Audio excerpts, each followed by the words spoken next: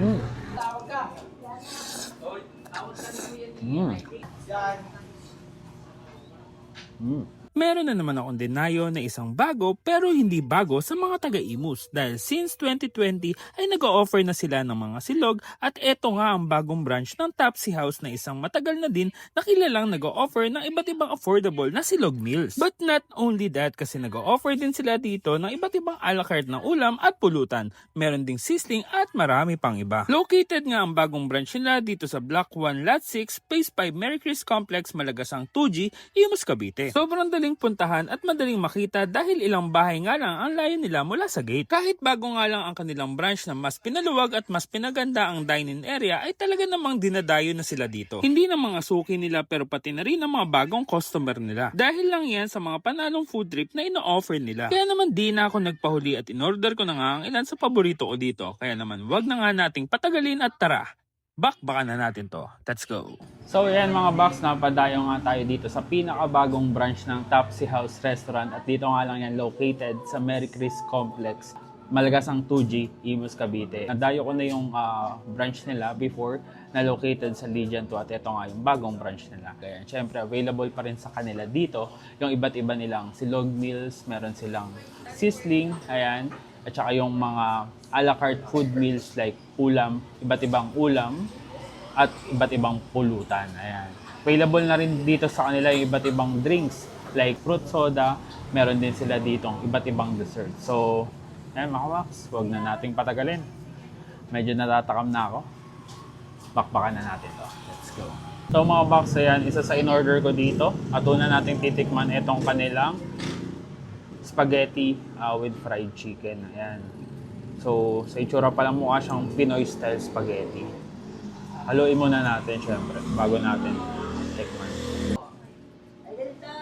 Kain tayo.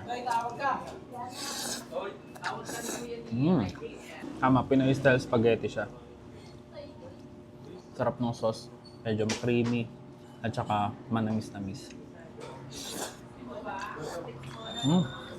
Ito naman yung fried chicken nila. Ito naman Pinoy style fried chicken din. Kasi kung mapapansin nyo, wala siyang breading.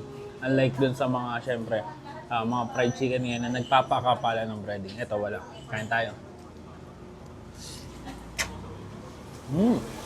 Sarap, ang juicy.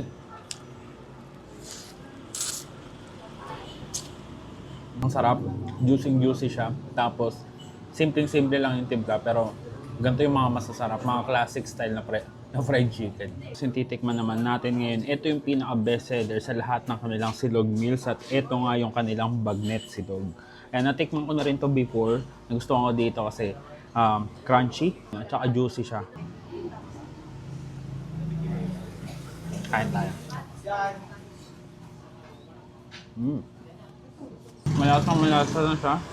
At wala pa tayong sausawan.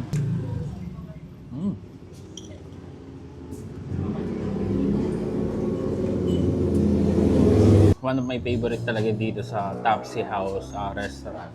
Yung kanilang ino-offer na chicharong bulaklak o chichabu. Ayan.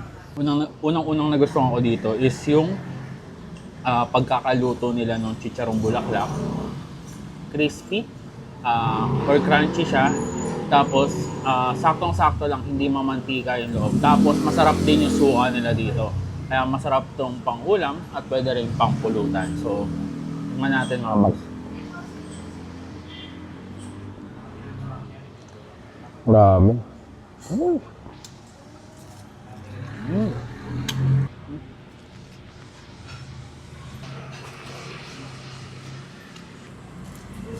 So, ayan mga box. Paano?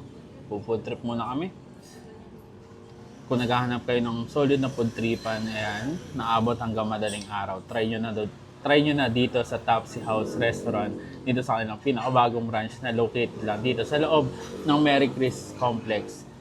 Dito yan sa Malagasang 2G, Imus, Cavite. Malapit lang siya sa gate, kaya madali lang matatagpuan at maliwanag dito. Sobrang cozy ng ambience. So, kain muna ako.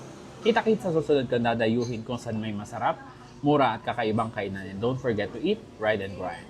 Let's go.